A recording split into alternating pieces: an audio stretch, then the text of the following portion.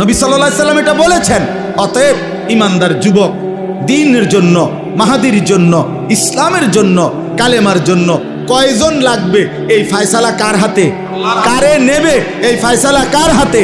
অতএব চরিত্রহীন যুবক, লম্পট যুবক, নারী, অশ্লীল ছবি, জিনা ব্যভিচারের দৃশ্য দেখে তোমরা যারা আছো মনে করো না তোমার মতো অপদার্থের জন্য ইসলাম আটকায় যাবে। তোমার মতো আকামলা ছাড়াও ইনশাআল্লাহ ইসলামের বিজয় হবে, কালেমার বিজয় হবে। কিন্তু একদিন চোখ বন্ধ হইলে দেখবা কবরে গেলে ফেরেশতা তোমার মতো নাফরমানকে লাথি দিয়া কবরে পাঠাইবে জাহান্নামে। সেদিন বুঝবা এই মৌলবীদের কথা কতটা দরকার ছিল। সেদিন বুঝবা এটুকু নামাজ পড়তে পারতা। সেদিন বুঝবা আল্লাহরে ডাকতে পারতা ইচ্ছা করে। শরীর স্বাস্থ্য সবই ছিল, কিন্তু নাফরমানি করবে।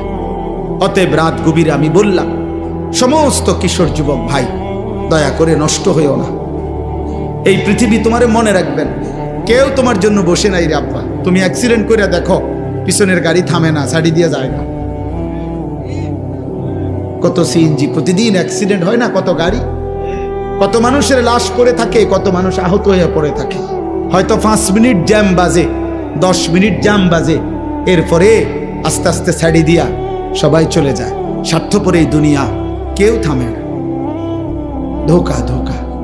এই বন্ধু নামের যেসব শয়তান তোমার লগে এখন আড্ডা দেয়, নারী দেখে, ছবি দেখে, উলঙ্গ দৃশ্য দেখে, তোমারে ফুর্তি করে, এই হাইওয়ান তোমার বিপদে থাকবে না। তুমি পাওটা ভাঙ্গা দেখো আর ওরে ক বন্ধু তোর ফাড়ও তুই ভাঙ, সে জীবনও না বলবে ভালো থাকিস, আচ্ছা যা। এই জন্য চরিত্রহীনের খপ্পরে পড়ো।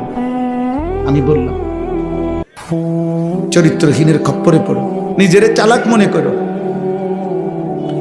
আম হাসিবাল্লাযীনা ইয়ামালুনা সাইয়্যাতি আন ইয়াসবিকুনা, আল্লাহ বলে বান্দা ভেবো না গুনাহ করে আমারে ডিঙ্গায় লাইবা। আল্লাহ নিষেধ করছে, বান্দা পুলিশ, র্যাব, বিজিবি, আর্মি সব তুমি ফাঁকি দিবা, এই পৃথিবীর সব, আমারে ফাঁকি দিবা কেন? আমাকে ডিঙ্গাইবা কেন?